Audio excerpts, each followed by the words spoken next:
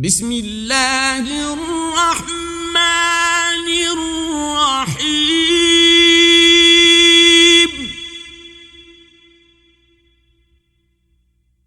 أرأيت الذي يكذب بالدين فذلك الذي يدع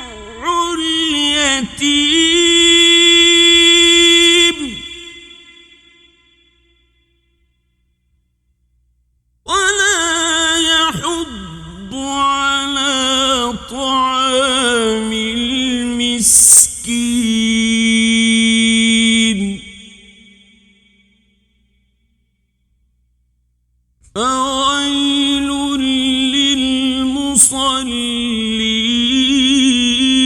للمصلين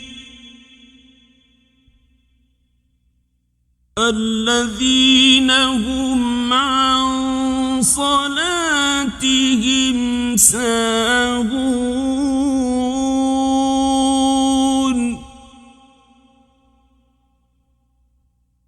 الذين هم يراءون